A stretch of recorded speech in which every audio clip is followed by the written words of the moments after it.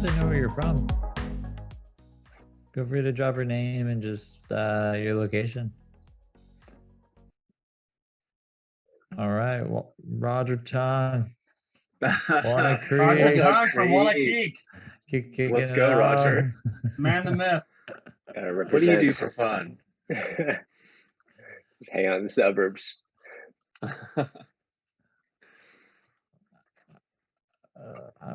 Tony.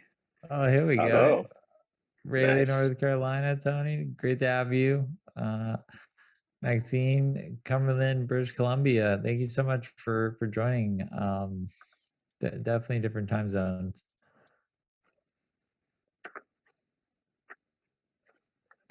All right. Just a few more minutes. We can give it Just a one more minute.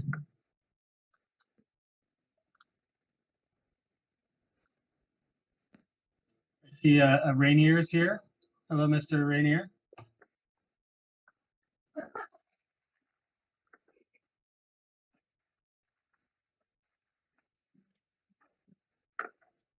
All right.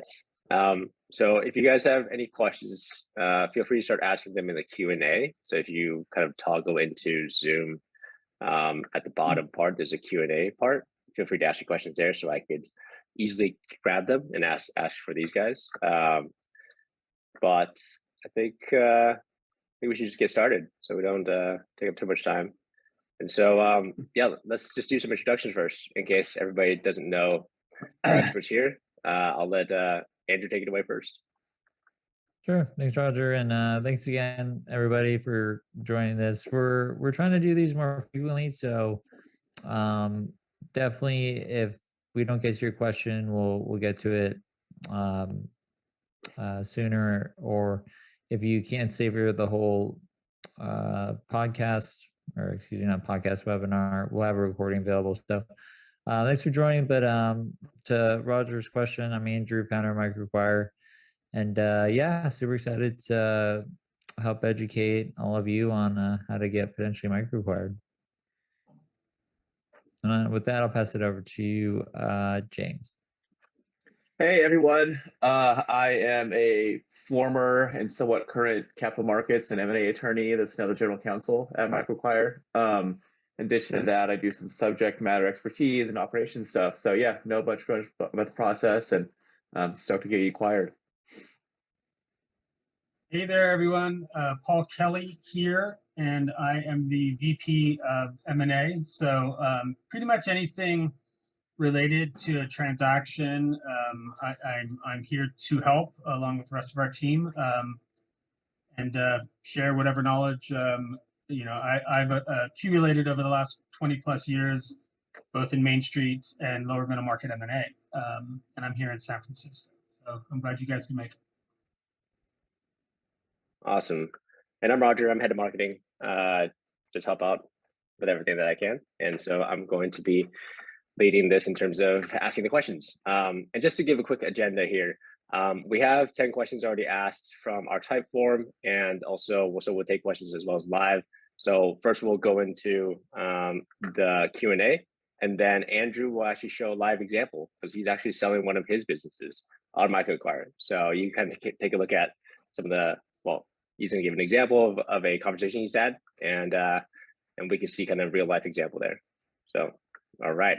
And it's a small business, so don't get too excited. It's a little fun Shopify app, but yeah, I'm excited to walk through kind of the platform upgrades and as well as answering any questions anyone has.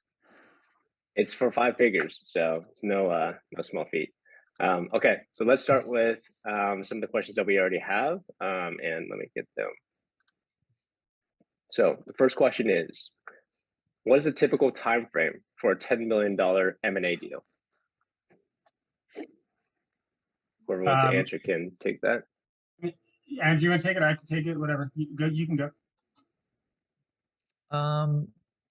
It really depends. I mean, there's so many different factors. I mean, an analogy I'd probably use is, how long does it take to sell a $10 million house? Is it really worth $10 million?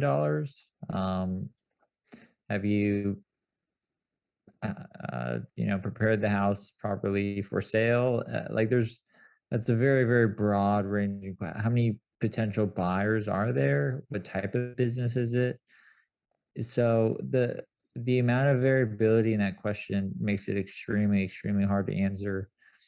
But sometimes, years, just being honest, like years. I mean, I could jump in and dovetail, if you mind. When I was answering that question to clients in my firm previously, and having data to back it up, typically it would take 7 to 9 months from the time we would engage, meaning we would engage with that client in a formalized agreement and start packaging, going to market, fielding buyers, due diligence, and all the way till close of escrow. 7 to 9 months. Now, we've Andrew's vision here was to reduce friction in those transactions, so we're seeing that timeline expedited just in a general sense.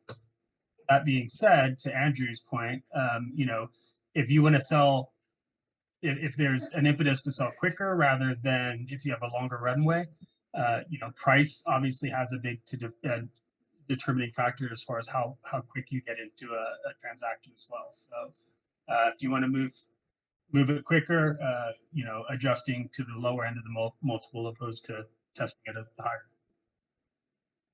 Yeah, and I like that answer. And the reason I said years is, sometimes the hardest part is, finding a buyer. And this is just from my personal experience. It took me 3 years of searching to find the right buyer for business apps. So MicroAcquire definitely solves that problem and shaves years off of that.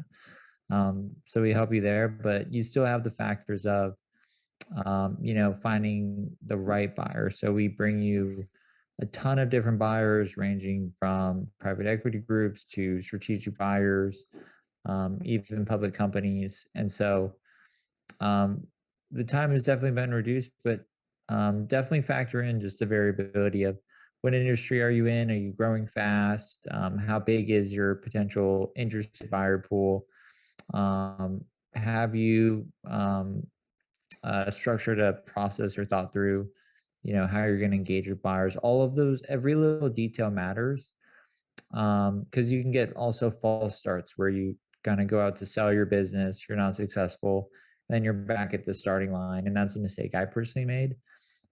So I guess I'd probably default to reach out to us for help if you have questions specifically with business of that size, because we could either introduce you to an M&A advisor or guide you ourselves, or refer you over to a myriad of different resources that we've created on MicroAcquire.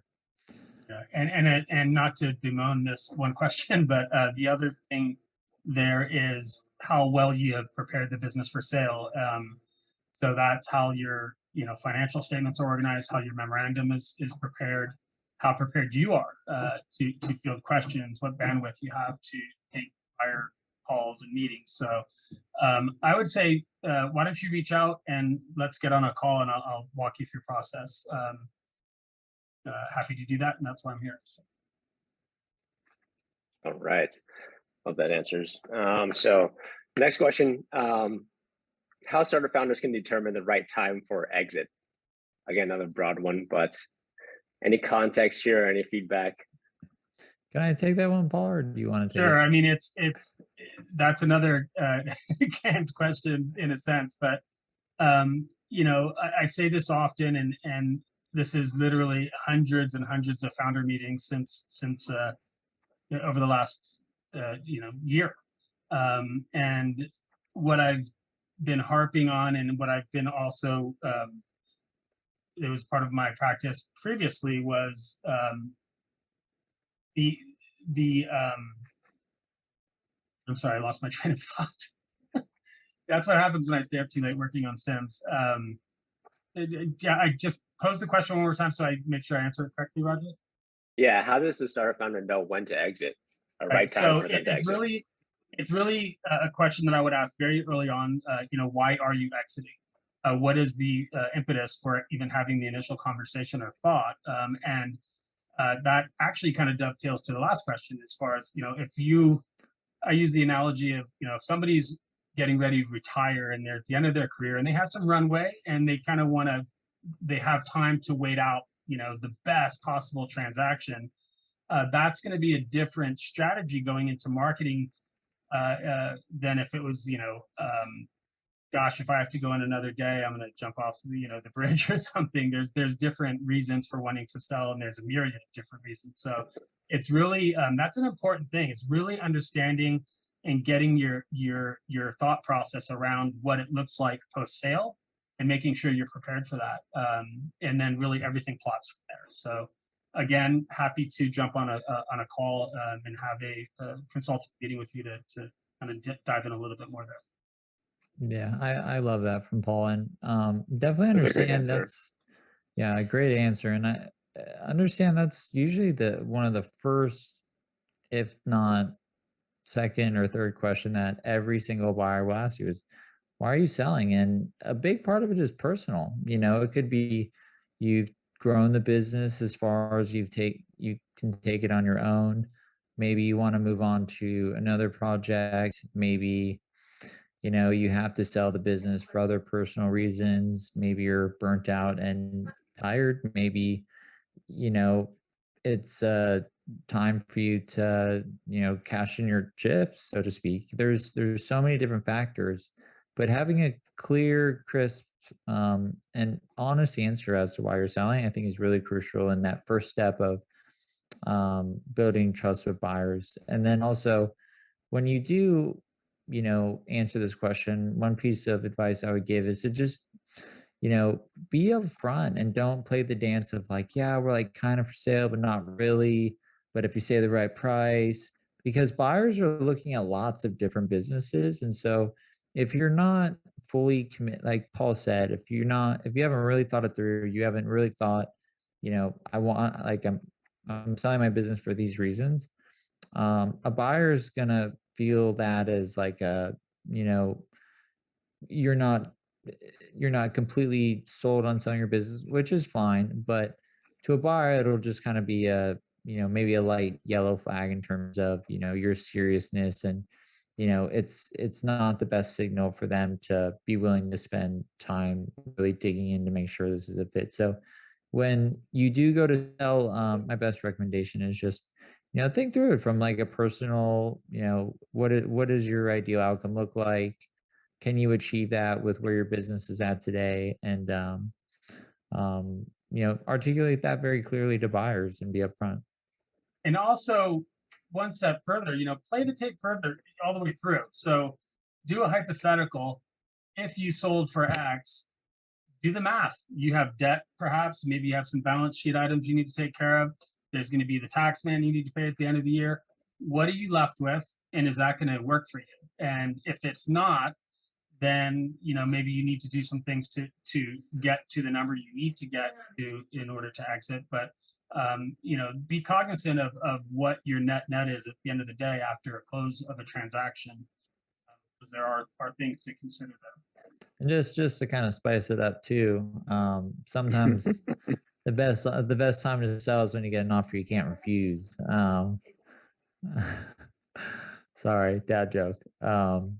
But yeah, personal, figure out what your outcome is, your ideal outcome, and kind of reverse that backwards, but put a lot of thought into it because it's an important question. All right, great answer, guys. I'm gonna see Tony's question in here right now. He just asked, my reservation for selling is the relationship I have with my clients.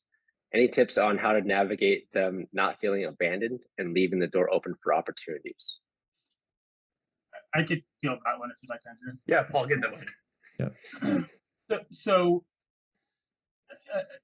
deals, something like that can be, it's first of all, that's a bonus. That's a benefit in a buyer side. You care about your clients, you care about your business.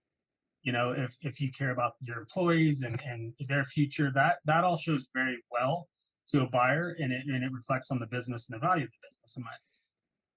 If I've done deals where the owner of the business was very much the figurehead of the business, the brand in a sense, and the concern was both for the like your question as far as how do I address that, but also on the buyer side, it's like, gosh, once that person leaves, or I need to be protected on the downside if the clients leave as well. So I've done it where in various different ways, but the ones coming to mind right now is you can have a tail where it's not, Paul's buying the business from Roger, Paul's the new owner. It's more, Paul's stepping away from the business to focus more on development or something else, taking on a partner. Because in most cases, your deal's going to have some tail on it anyway, whether it's a seller note or some kind of contingencies built in. And you very much are partners for a period of time. So it's an easier way to transition. There's a whole transition plan you should go through and really understand how that's going to work. But there's a way to maintain the continuity of that relationship and goodwill that you've built, because that's valuable. That's why the buyer's buying the business, but while still removing you from the business over time. So you're not doing the day-to-day grind. So again, happy to chat with you and dive in a little bit more to know more details, and happy to share whatever thoughts I have there. All right. Thanks, Paul. And then moving on, what's the minimum revenue figure required before the acquisition process can be started? I think this might be revenue to be listed on MicroAcquire. So I can grab that one. So we no longer list pre-revenue startups. We do occasionally, so you still will see some previously listed, but in very rare instances we will. So I would say, at least get your business to a minimum of, 1,000 years, probably where I'd put it at. Because really what buyers on MicroAcquire are looking for is a business with product market fit. You've de-risked the business to some degree. Even with just a few customers, it'll just make selling your business so much easier, and also the exit so much more meaningful for you. And the reason, if you're wondering why we don't sell, or we decided to no longer list pre-revenue startups, was mainly one is, a lot of the times the code can just be a script that someone bought, throws it up on a server. And so you're not buying proprietary IP. Two, they're just really hard to price in terms of, the value, and like there's just so many different variables around, how the quality of the product, that is hard to, really validate without paying customers. Paying customers is the biggest validator, even if you just have a handful, because then the potential buyer can speak with those buyers or see that you have people actually using the product, it is functional. And when there's no revenue, you kind of have to walk through the whole product. Is it even working? Is it in a working state? And then my bigger question is always, why is there no customers? Right. So, and then in a sense, we want to see entrepreneurs have small but life-changing acquisitions. So if you're at pre-revenue, I say keep pushing, just get a few customers, and your exit price could arguably be 10 to 100 times more than if you list at pre-revenue.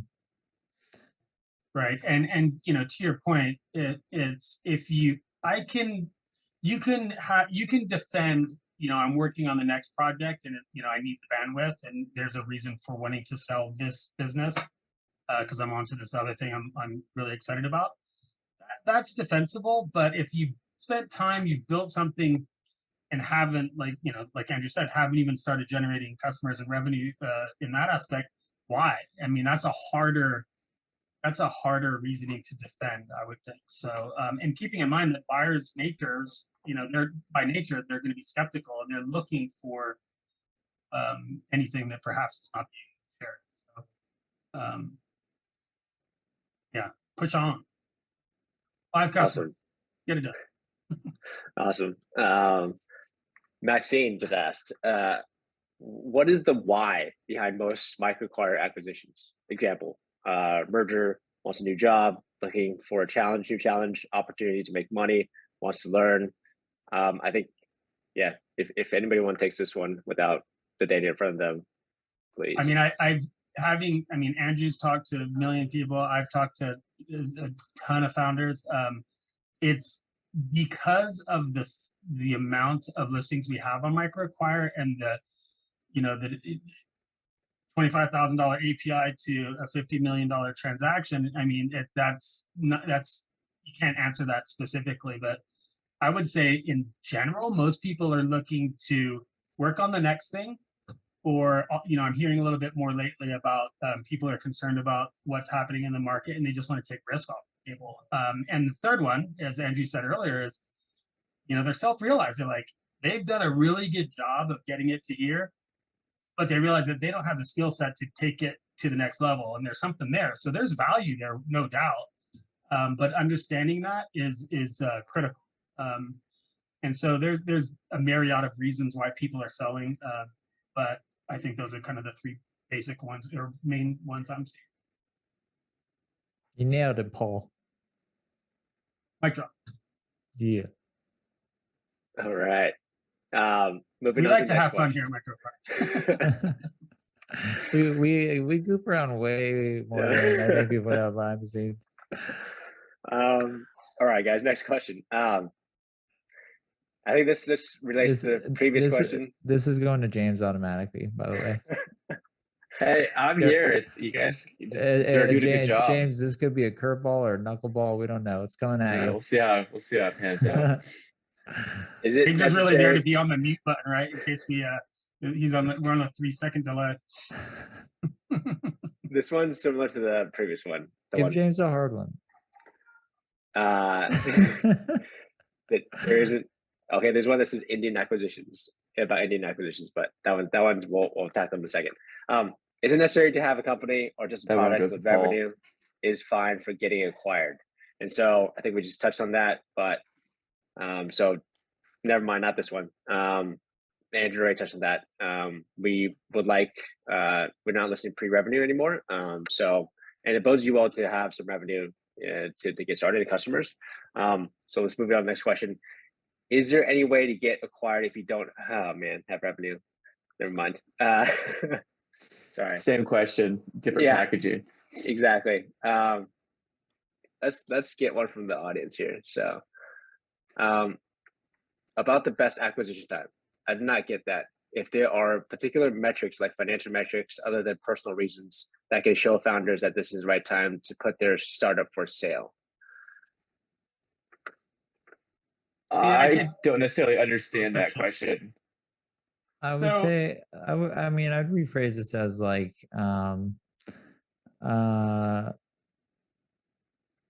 is there a certain scale at which buying a company or selling your company is best?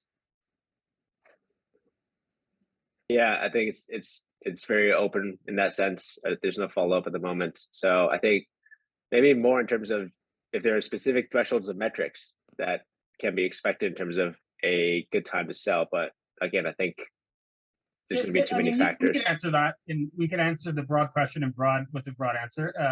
So, what buyers will look at is your historical financials, the durability of your clients, the stickiness. If you've got a big recurring revenue piece, or if it's just a churn consistently, right? So you're almost like a job shop, and your growth and your margins. Those are probably the three indicators that you could be around for. We've seen businesses transact that have been launched 6 months later. It's just on this trajectory, and it's very appealing to an acquirer. So I think that if you look at those financial metrics, that's kind of the first indicators. If you're going, the other direction, it's probably not the best time to sell unless you just want to sell at a fire sale. That's a great answer, Paul. Thanks for doing that. But we have a few more from Maxine, actually. So I think on the inverse of what she asked about why sellers are selling, but this time on the buyers, why are most people buying on MicroAcquire? And what are the reasons? I can take that one. Or James, you want to take that one? We'll do half and half. I mean, there's a bunch of reasons. Diversification, getting into new industries, adding, a certain API on top of their tech stack.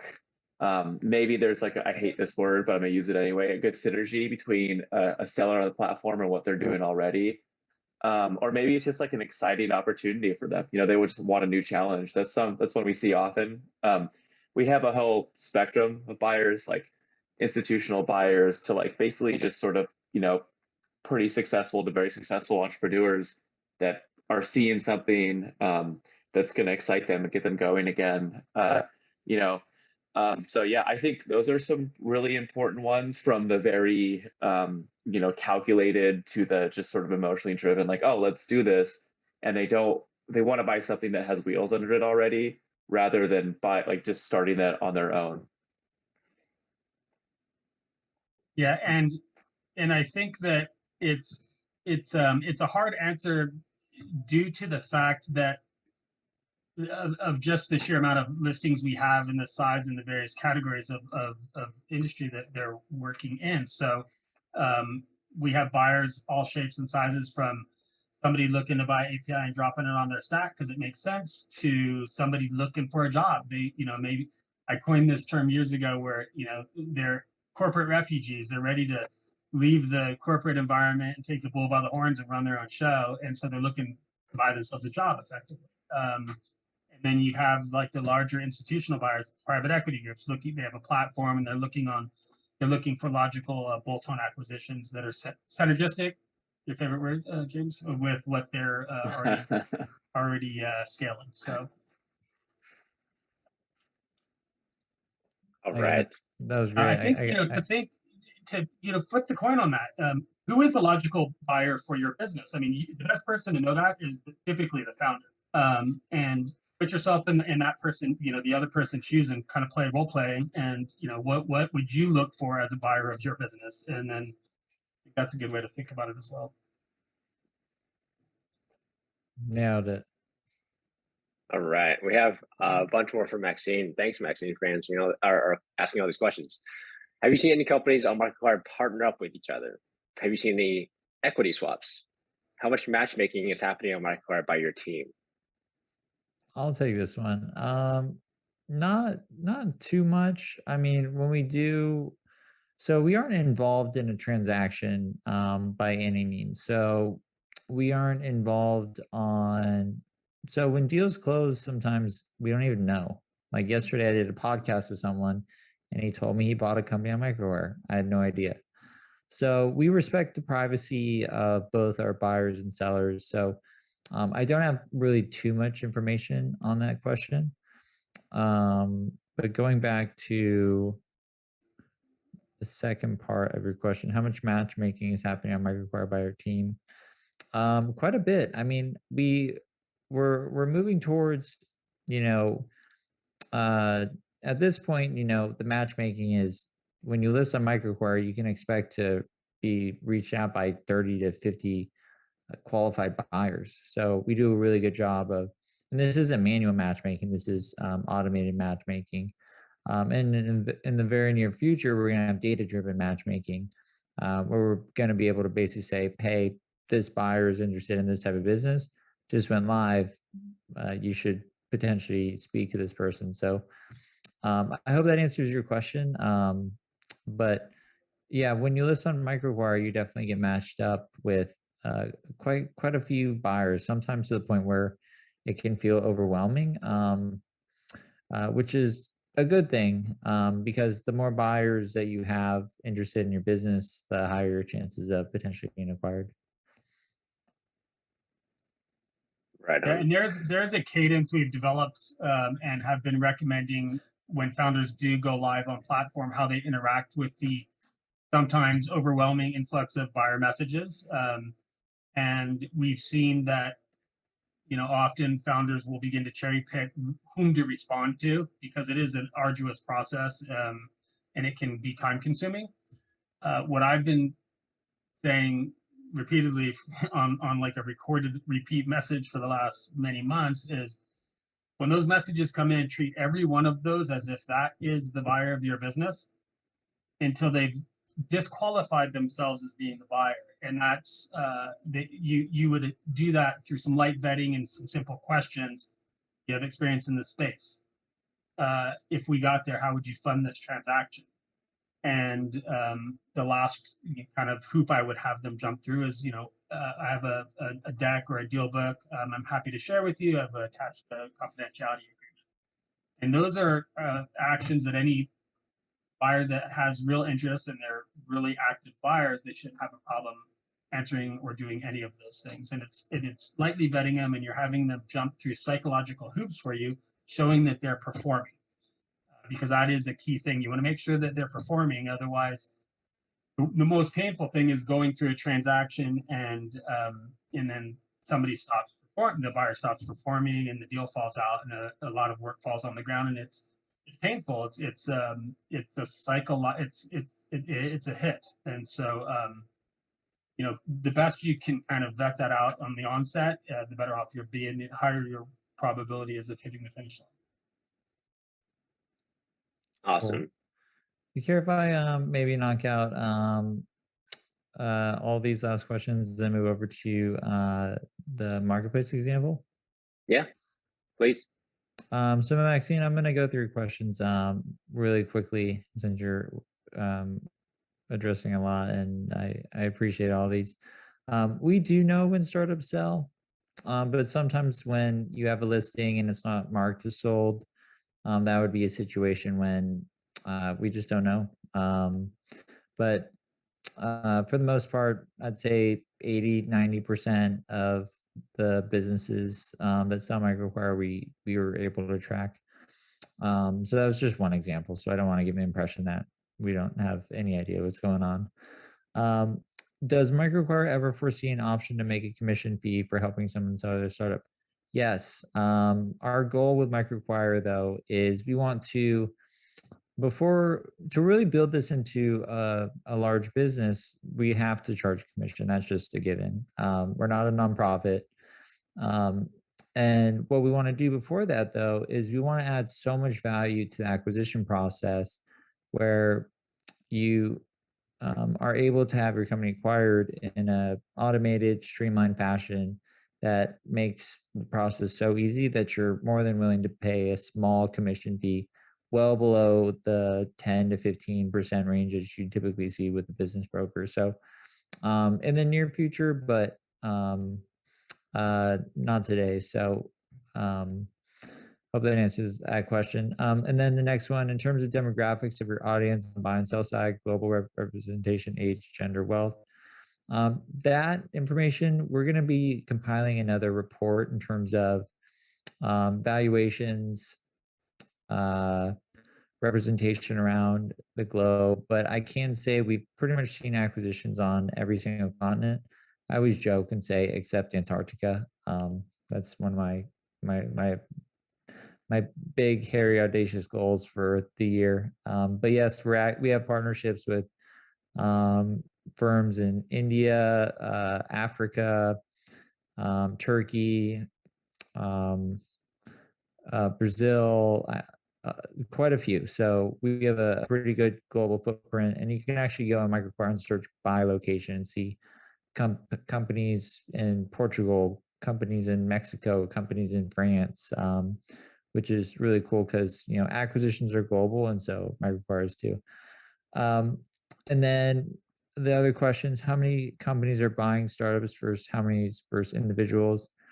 Off the top of my head, I'd give that one probably a 50-50 split, 50% institutional, 50% individual buyer. Next question from Maxine: what is the biggest challenge for MicroAcquire as a company?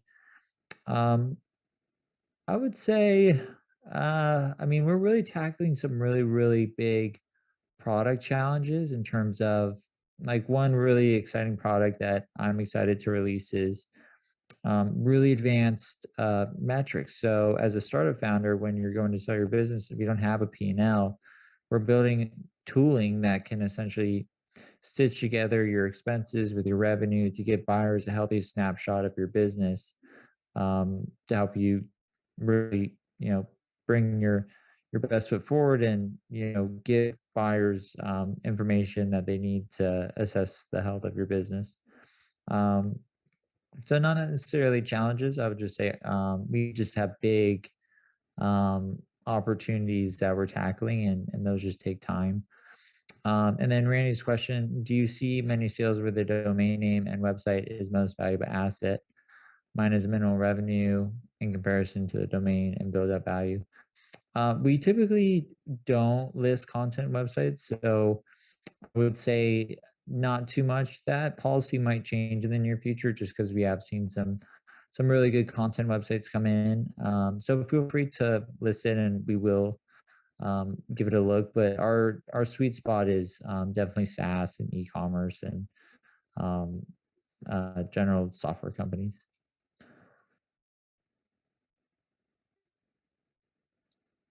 Last one from Tony right now. Okay. When is not a good time to MicroAcquire? For example, we are super busy right now. Any experience with other founders in this situation? I'll take this last one and then we'll move into, so this is the last question, then we're going to move into kind of walking through the platform and a real sort of like live demo of how to kind of position your startup. Let's see. When is not a good time to MicroAcquire? For example, we're super busy right now. I mean, I'd say if your company is growing and you're happy with where you're at, that's not a good time. You know, it should be very obvious when it is a good time, in my opinion. If there's any sort of 1 foot in the door, out the door situation, and if you have to kind of really think about it, it should feel obvious, in my opinion, because again, it's a very personal thing. Like you typically you want to move on from the business, you want to have a liquidity event, maybe you know, buy a home, start a family, you know, but if your business is growing and you're happy and you're focused on it, keep going, you know, because you can always sell it at a later point. So I'd say the worst time to sell a business is when you're just not ready. And if you're super busy, you know, one way to mitigate that is to hire an M&A advisor to help you through the entire process end to end. But that would be my experience. I mean, I ran a previous company for 8 years, and there was many times where we had offers and I turned them down because I still had gas in the tank, and I wanted to keep growing the business. So that's just personal experience. Yeah, and it really goes back to that initial question. Why are you contemplating this? Why are you thinking about this? What's driving that thought to even occur? And then from there, if you really, you know, really define that, I think it's going to help you get it, your answer will come. Also, going through the process of building a memorandum on your business, due diligence on yourself. It forces a founder to think about the business in ways that they haven't in a while, in a lot of cases. And often through that forced kind of audit of your own business, you'll start identifying things like, wow, I could actually do X, Y, and Z and actually increase some profitability, and therefore maybe I should pump the brakes on this, you know, thinking about selling for a minute until I tighten it up. Anyway, I'm always happy to chat with you one-on-one to answer those types of questions. So Andrew, I'll let you take the floor and I'm going to go on mute. All right, Roger, I think you just got to enable the ability for me to share my screen. I'll get going on this. All right. So can everybody see my screen okay? Yes, sir. All right. So what we recently released is what we're calling our guided acquisition process. And this is my listing for a simple Shopify application. Basically bought and it's doing about 25,000 a year in TTM revenue. Most of that is profit.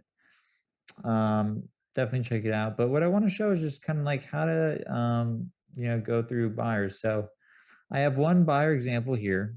And Roger, if there's any questions that pop up, feel free to flag them. Got it. But this is a little awkward. The buyer for my startup is on this webinar. I mean, what are we gonna do? Okay, so this is basically the upgrades that we've made. So Roger's verified his ID. He's verified his LinkedIn account. and I can click into his profile to learn more about him to see if he's a good fit for this startup that I'm selling. And so as I chat with him, this is kind of the conversation that I recommend running through. So Roger introduces himself. He's based in California. He's looking for a SaaS business. Nice introduction. Great to meet Roger. So I respond back with, hey, Roger, nice to meet you. And thanks for reaching out. Quick question. If we were going to get to the finish line, how would you fund this? He responds, I'm open to negotiations. What do you have in mind? And I kind of say, I'm ideally looking for an all cash offer. Does that work for you? Given the app is priced at a fair multiple. If that works for you, I do have a data room available. And this goes into the importance of being prepared when you go to sell your business. And then if that works, I'll put an NDA in place and we get moving. So send the NDA to Roger, gave him access to the data room, which is just basically financials. We have operations, and it can be obviously much more than this, but then also a transition plan as well in terms of how are we going to, what services are you using, what needs to be transferred over. And so just looking at the transfer sheet, it's a very simple app. So these are the things. So just a buyer can kind of wrap their head around, okay, what do I need to move over? What assets am I actually buying? And so what I do is I basically give Roger access to the data room. He goes through it after signing the NDA. I should note that we'll have integrated NDAs probably by when this webinar goes live, I would guess. We're actively working on it. So that's coming within the next 30 days at the most. And then we hop on a call. We get to know each other. Because really who you sell to is, there's a transition period. So you're going to have to work with this person. And so after the call, I really liked Roger. And I said, hey, I'm going to collect LOIs by next Friday. So that's me setting a timeline of letting buyers know that, there is a lot of interest in this application. Feel free to submit one with the MicroAcquire LOI builder. And Roger did. And I can click and see the LOI summary. He's offering me $70,000, and you can just read the terms here. I can sign this LOI, and that will move into the next phase of the process, and I'll just go through the guided acquisition process. So if I accept this LOI, that will push us into due diligence. And I also want to note out the resources that we provide. So if you need an NDA, we have a template right here. And we're gonna have this integrated, but for now you can just download that, send that. And an example, just profit and loss statement, example data room as well. And you could just make copies of these. So you just go make a copy. I think I own it, so I can't make a copy. But definitely leverage all of these resources because they are important. And then when you get to fielding offers, we have information on every part of the acquisition process. So now I'm fielding offers. How do I evaluate a letter of intent? We have resources for that. How do I negotiate a letter of intent? So really, again, the ethos of MicroAcquire is to empower you as a founder to put you in the best possible position as you're going to sell your startup. And then moving into due diligence, some of you may not, be too familiar with due diligence. So what is it? So we have tons of articles and materials on really what to prepare for. And due diligence can vary based on the size of your business and the complexity of your business. But just going through the step-by-step process. And our goal here really is to standardize and streamline and just make it easier for both buyers and sellers to get on the same page. And then if you need additional help, you can hire M&A advisors, legal help with due diligence, and much more. So I just wanted to kind of point this out. Just, the key here is really just, be prepared and have a data room available in advance if possible, because it can make all the difference. It allows buyers to really just review your business at a high level. You don't have to put any sensitive information. And then if you're wondering what to put in the data room, We even have articles on, what do you actually put in a data room? So if I type in, say, any sort of data room, what to include in your startup data room, there's a full checklist of things that you should potentially consider adding into your data room. So I hope that was helpful.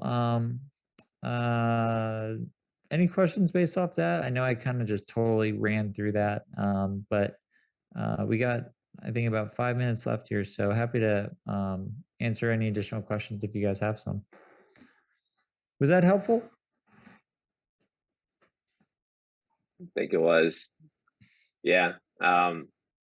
Thank you, Maxine. Helpful. The one Sorry, clap. it's hard to run through a product quickly, but I was trying to do it. Maxine, let's go Maxine. All right, Well, thanks, man. it looks like we're good for today.